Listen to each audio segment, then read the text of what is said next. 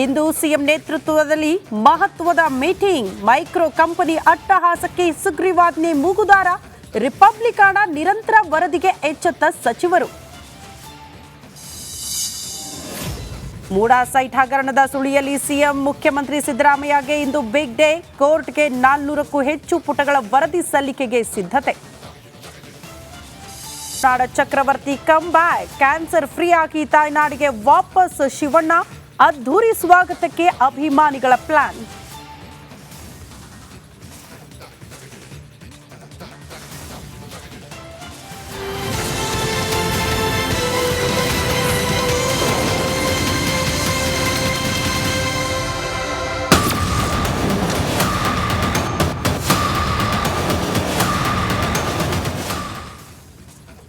ರಾಜ್ಯದಲ್ಲಿ ಮೈಕ್ರೋ ಫೈನಾನ್ಸ್ಗಳ ಹಾವಳಿ ಮಿತಿ ಮೀರಿಬಿಟ್ಟಿದೆ.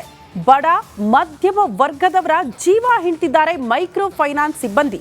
ಅದೆಷ್ಟು ಜನ ಆತ್ಮಹತ್ಯೆ ಮಾಡಿಕೊಳ್ತಿದ್ದಾರೆ, ಅದೆಷ್ಟು ಜನ ಬೀದಿ ಪಾಲಾಗಿದ್ದಾರೆ.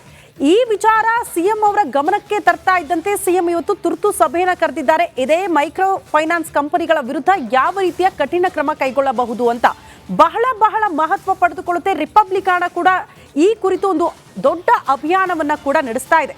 ಎಲ್ಲದರ ಕುರಿತು ಒಂದು ರಿಪೋರ್ಟ್ ನಿಮ್ಮ ಮುಂದೆ. ಕರುನಾಡಲ್ಲಿ ಧನದಾಹಿ ಮೈಕ್ರೋ ಫೈನಾನ್ಸ್ ಹಾವಳಿ. ಕಿಲ್ಲರ್ ಫೈನಾನ್ಸ್ಗೆ 11 ಮಂದಿ ಸಾಲಗಾರರು ಬಲಿ. ರಾಜ್ಯದಲ್ಲಿ ಮೈಕ್ರೋ ಫೈನಾನ್ಸ್ ಸಾಲ ಬಡ್ಡಿಯ ಹಾವಳಿ ತಾಳಲಾರದಾಗಿದೆ. ಸಾಲದ ಸುಳಿಯಲ್ಲಿ ಸಿಲುಕಿದವರು ಬಡ್ಡಿಯ ಕಿರುಕುಳ ತಾಳಲಾರದೆ ಊರೇ ಬಿಟ್ಟು ಹೋಗುತ್ತಿದ್ದಾರೆ. ಮೈಕ್ರೋ ಫೈನಾನ್ಸ್ ಸಿಬ್ಬಂದಿಯ ಅಟ್ಟಹಾಸಕ್ಕೆ ಒಂದಲ್ಲ ಎರಡಲ್ಲ ರಿಪಬ್ಲಿಕ್ ವರದಿಗೆ ಮನೆ ಸೇರಿದ ಬಾಣಂತಿ. ಬೆಳಗಾವಿಯ ಸುವರ್ಣಸೌಧದ ಪಕ್ಕದ ಗ್ರಾಮ ತಾರಿಹಾಳದಲ್ಲಿ ಬಾಣಂತಿ ಇದ್ದರೂ ಕರುಣೆ ತೊರೆದ ಕಟುಕರು ಮನೆ ಸೀಸ್ ಮಾಡಿದ್ರು. ಫೈನಾನ್ಸ್ ಸಿಬ್ಬಂದಿ ಕಿರುಕುಳಕ್ಕೆ ಕುಟುಂಬ ಬಿಕ್ಕಿ ಜಿಲ್ಲಾಧಿಕಾರಿ ಗ್ರಾಮಕ್ಕೆ ಭೇಟಿ ನೀಡಿ ಮನೆ ಬೀಗ ಹೊಡೆದು ಕುಟುಂಬಕ್ಕೆ ಡಿಸಿ ಮೊಹಮ್ಮದ್ ರೋಷನ್ ಕಠಿಣ ಕ್ರಮ ತೆಗೆದುಕೊಳ್ಳುವ ಭರವಸೆ ನೀಡಿದ್ದಾರೆ. ಸರ್ಕಾರ ಅಲರ್ಟ್ ಆದರೂ ಸಾವಿಗಿಲ್ಲ ಕೊನೆ.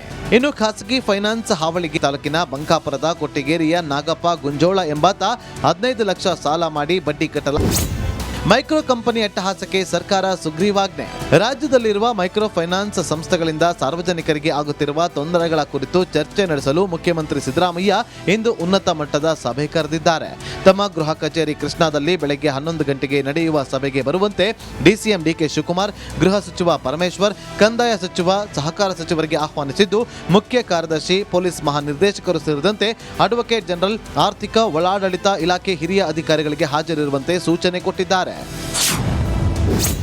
ರಿಪಬ್ಲಿಕ್ ನಿರಂತರ ವರದಿಗೆ ಎಚ್ಚೆತ್ತ ಸಚಿವರು. ಸಿಎಂ ನೇತೃತ್ವದಲ್ಲಿ ಇಂದು ನಡೆಯಲಿರುವ ಸಭೆ ಮೇಲೆ ಎಲ್ಲರ ಚಿತ್ತ ನೆಟ್ಟಿದೆ. ಹೊಸ ಕಾನೂನು ತರ್ತಾರೆ, ಅದರಿಂದ ಬಡ ಜನರಿಗೆ ಸೂಕ್ತ ಬಲ ನೀಡುತ್ತಿದೆ.